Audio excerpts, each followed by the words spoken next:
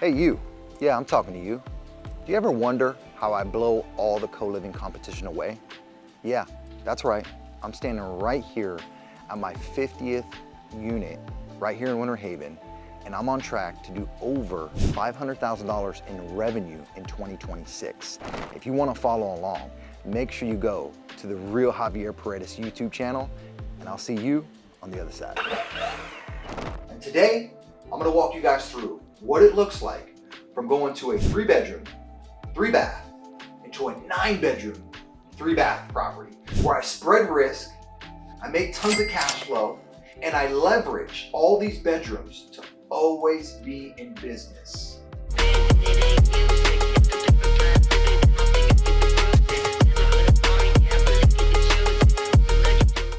I promised you guys a few months ago, actually, to be exact, about 45 days ago, I promised you guys to show you the after product of the property that we're standing in today. One of the key things and features that I do with my properties is I make sure that they have all foam mattresses. I don't go cheap on my mattresses. I make sure that all my beds are metal bed frame. And the reason why is because I don't want to replace bed frames, and people cannot break these things.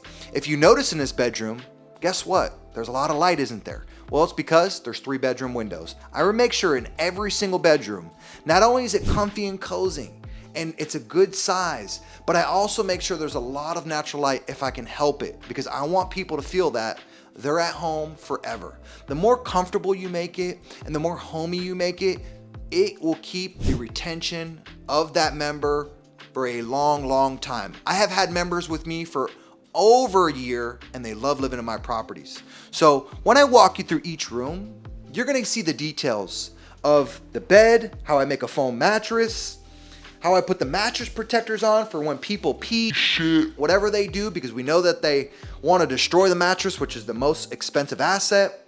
Anywhere from the nice artwork that I get and I buy from Salvation Army for $5 a pop, okay? We know, don't go on Amazon for that. The lamps, the desks, the reach-in closets, everything, even from the door locks and why I have them. So walk with me, see why I do certain things, and you get to see how I actually made the floor plan of this property go from a 3-bedroom, 3-bath, into a 9-bedroom. We don't just keep our properties inside pristine. We make sure the exterior is pristine, so when our members show up, they actually have a home they can come to. And guess what? We know that the outdoors is an extension to their home. We want to make sure the inside is pristine and the outside is pristine at all of our properties. This is just one big takeaway that I want you guys to have if you're running a co-living operation. Make sure the trees are trimmed, the grass is cut, and it looks like a home. Across from bedroom number 1, we have a bathroom right here. This is a shared bathroom. So co-living, typically you have a lot of shared bathrooms and sometimes you have private bathrooms. So this is one of the shared bathrooms. Here's a pretty much the same thing of bedroom number 1. These are my smaller bedrooms in the house. These are the bedrooms that are the cheapest in the house. These actually go for $169 a week. That includes the power, that includes internet, that includes all the furniture, that includes every single thing you see in this video. Now, you probably wonder, who's this for? So my avatar person who actually rents for me are typically somebody who's in transition in their life, could be from a divorce. It could be somebody who works at Walmart or your Amazon workers, or it could be someone who just needs a stepping stone for 6, 9, 10 months. Now, across my portfolio, if you follow what I have taught you guys throughout all the other content that I've done, you'll see that for me, retention is super key. Every single person, I like to try to keep them between 7 and 9 months. Here's bedroom number 3, same thing. You'll see a pretty good continuation of the product that I'm providing. So you have the art on the wall, you have the foam mattress, you have the nice foam pillows, and again, you have the metal bed frame, so you do not have to worry about people breaking them or you getting calls that the bed frame is broken. Every single room, we like to put a desk for someone who wants to work from home because we know remote work is super important. We also go with reach-in closets. Now, typically, we like to always go with reach-in closets. These are about a 3x3 or a 3x4. And the reason why is because we do not like to do dressers, because people open and close dressers. And then over time, you're replacing dressers, which are typically about $200. So you don't want to do that. You want to make sure that when you're doing your property, you're thinking with longevity. How can I make things last the longest? If you notice above you, you'll see that we have a ceiling fan as well.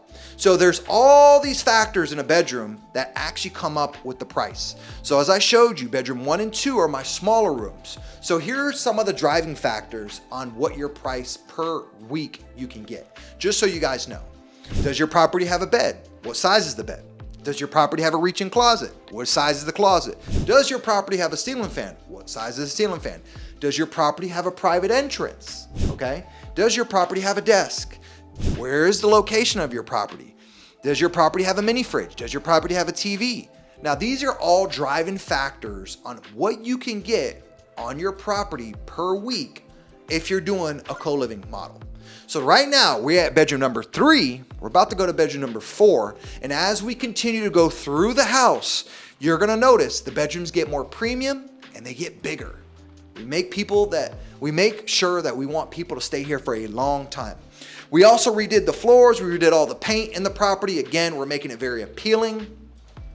Here's my manager's closet, which we have labeled here so it's clear to the members. We also have a door lock on here as well in the manager's closet. This is so that the cleaners, vendors can access this closet very easily, and this is where we keep all of our extra mattress protectors. We keep our extra pillows in there. We keep anything extra that we need for the property, we keep it right in there. Right here to my left is actually bedroom number 4, and again, you're gonna see the bedrooms are not only getting bigger, they're getting more premium. So this bedroom actually has a lot bigger storage area to my right, has a lot more natural light, okay? And again, it has a lot bigger feeling and a lot warmer feeling to this. So it's a continuation of the desk, the lamp, and the ceiling fan. And I put ceiling fans in all my bedrooms, by the way. Right here to the left of me is a bathroom. This bathroom is shared. We actually do not have any private bathrooms in this property. We have a locked thermostat right here. This will stay at 75 typically in the summertime, which I found is a very comfortable temperature. We have a interconnected smoke detectors. Every single room we have those. Here's the front door to my right. And then right here is the package closet. Again, it is labeled here, okay? And why I label them is so when my operations team, which is my VA team, overseas, when they instruct a member in the household to grab a package from outside, they can easily put it indoor in here, secure it, it's not locked, and then they can just make sure that the package is in there. So it could be a mattress protector that we ordered, it could be batteries, it could be an extra pillow. We want to make sure that the package doesn't get lost. So the logistics goes from Amazon driver delivering it to the outdoors, and then the member gets instructed in the house to put it in the package room, which is labeled clearly here. We like to make these properties dummy proof as possible. Right here is a bedroom number 5. So earlier, you guys heard me talk about creating dead space and making it into cash flow. So what you want to do is when you get these single family assets, typically they're 3 bedrooms, 2 bath, or they're 4 bedrooms, 2 bath, or maybe they're even 5 bedrooms, 2 bath. What you want to do is you want to take the dead space, kind of like where we're standing right now. This was actually previously a dining room. So the dining room was actually pretty much the size of a bedroom. We added the queen beds. And by the way, I like to go with queen beds at minimum.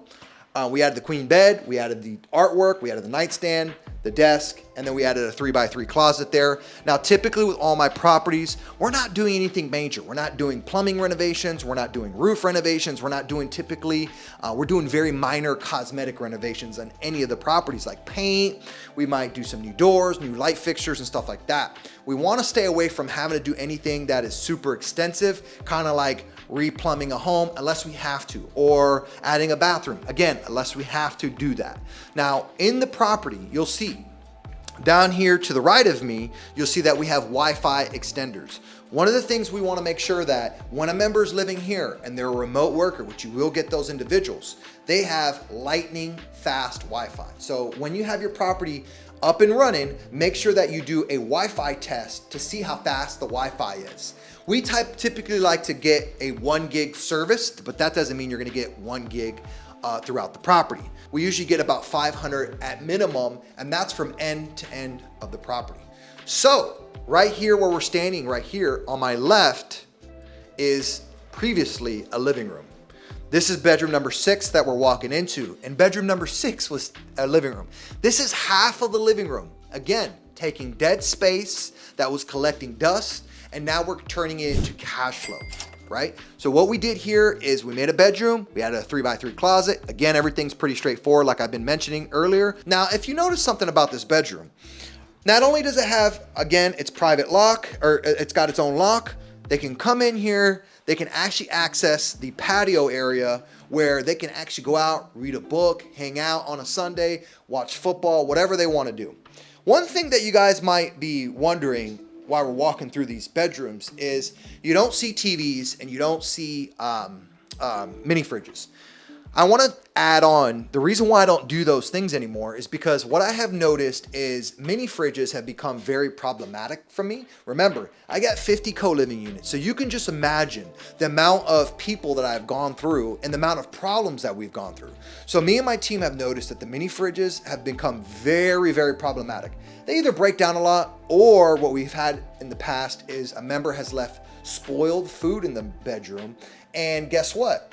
That now stinks up the whole house. So you're probably wondering, the next thing that's gonna come to your mind, well, Javier, what are you doing for bedroom inspections? What I always recommend, when you hire a cleaner, that cleaner that you hire, you give them a whole entire standard operating procedure.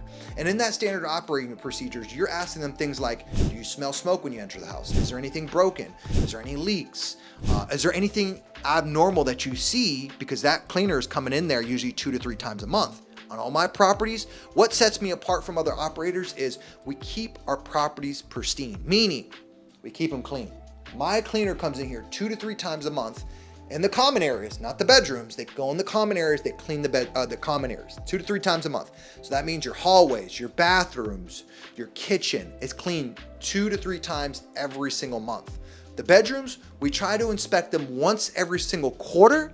And then we also will have pest control come in here, and the pest control guy will come in here and snap pictures. From there, that will be a reference point for us to know whether that PadSplit mate needs to be told to clean up their property or clean up their bedroom.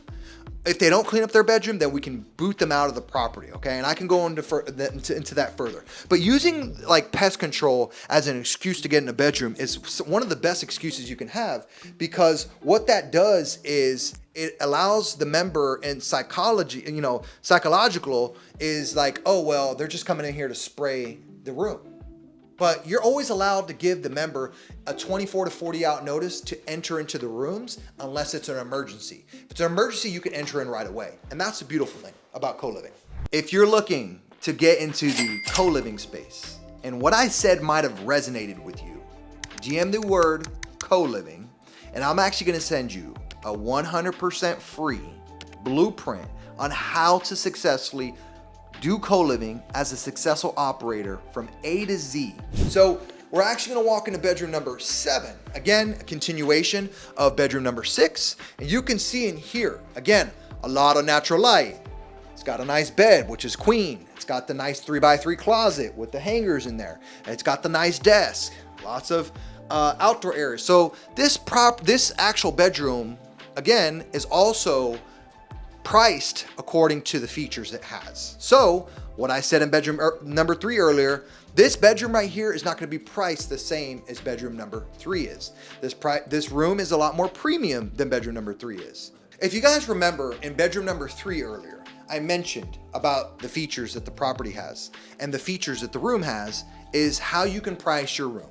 So if you're noticing, we're standing in bedroom number 7. We're at the 7th bedroom out of 9 bedrooms. And what makes this bedroom a lot more price point wise every single week, how you can charge more, is because you have a nice outdoor area. Here's the top features that will get you the most money per month in your bedrooms that you want to take into consideration. One is the queen mattress. The queen mattress should be a foam mattress, nothing less. Don't go cheap on your mattress. Spend at least $250 to $300. This is the most expensive asset in the bedroom, okay? You also wanna make sure you're covering it. But you also wanna make sure some of the other features that get you a lot of money is, do you have a private entrance, okay? This person can enter in and out. Do you have a ceiling fan? Do you have a mini fridge? I don't have one here because I talked about the reason why and how they're problematic. Do you have a desk? Do you have its own AC? Stuff like that. Now this bedroom specifically, which is bedroom number 7 out of number 9, has a nice sliding door that leads to the outdoors. And this gives a nice feel of the home and it gives a lot of natural light. So you can imagine when that person is flipping through the photos on PadSplit, they're actually getting to see this feature, and this is more likely for them to book the property.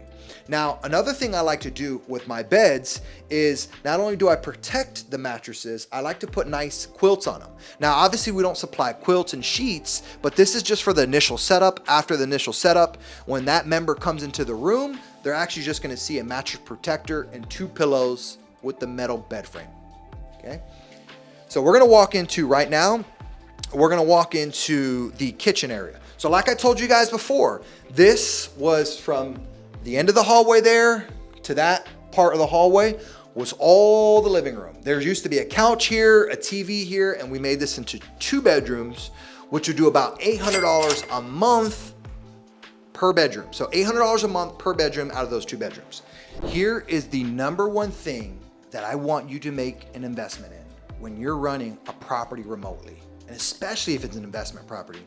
This $160 investment can save you thousands and thousands of dollars and headaches for a lifetime. It's called a water sensor. Every single fixture, supply lines in my property or waste lines will get one of these underneath it. And it says do not touch for a reason. We actually put these underneath and we hide them so individuals cannot remove them. Now, what this does is anytime there's moisture or there's a leak in that general area, we get notified via email. My team will get notified and then they'll reach out to the member here. But what's also really cool is I pulled out this base here, and this base will actually start alarming, kind of like a smoke detector. So if this goes off underneath a water fixture because there's moisture or there's a leak, this will actually sound, and it's actually really, really loud. This $160 investment can save you thousands of dollars, so it's so stupid for you not to invest into it, and it's got some really cool tech to it. If you want the exact system that I'm using, just comment below, water link, and I'll help you with the link. Here in the kitchen, we have everything that we did in the kitchen was, the only thing we did was actually doing the oven here. There was a gas oven here, and we went away with gas because I hate gas for rental properties. So we went ahead and put an electric cooktop. But the only thing we did in this kitchen was paint, floor, and we put electric cooktop. Everything else was all like this already. We didn't touch anything, okay? Another thing you'll notice too is that we have these little signs right here on the fridge, so remove old food. We also have Wi-Fi extenders. Again, I'm a big believer in making sure you have really good Wi-Fi throughout the property, doing Wi-Fi tests. We have these pods right here, and if you notice on these pods, we also have signs on the pods, do not touch, do not remove, this is your Wi-Fi. We have the same thing on the refrigerator, so the cleaner will come in here, and part of their standard operating procedure is to check the refrigerator to see if there is nasty food in here and to take it and throw it away, all right? So what we wanna do is we wanna make sure that the cleaner does that and takes before and after pictures of that, and then my team will review that. What we're about to go into right now is the garage area. So what we have in here is behind this wall here was a bathroom that was already here, and this is actually a half bath. So room number 8 and number 9 are in this area, but they get to use a shared bathroom, which is bathroom number 3, okay? We replaced the toilet, we did the paint, we did the floors, that was it, okay? Now we're going into bedroom number 8 and number 9. Number 8 and number 9 are my most premium bedrooms. These bedrooms right here have their own AC, they have extra storage, they have every single amenity that all the other bedrooms have that I showed you, but they also have the natural light. And these bedrooms right here, when someone is looking to move in, one thing that could be very appealing to them is having their own mini split AC system. Now, these mini split AC systems are great for small spaces that you want to cool off, maintain climate control without you having to run a whole entire central HVAC system throughout that entire area. So get a mini split if you want to kind of keep within affordable bracket. Here's another bedroom, which is our final and last bedroom, which is bedroom number 9. Bedroom number 9, same thing as bedroom number 8. It's got its own AC unit. It's got all the features that all the other bedrooms have. But you can imagine the reason why somebody would want to book this is, again, they like the space and how big it feels. They like that it's got a 3x3 closets. It's got their own AC. It's got the desk. It's got every single thing that that individual will need. Now, I want you guys to consider something.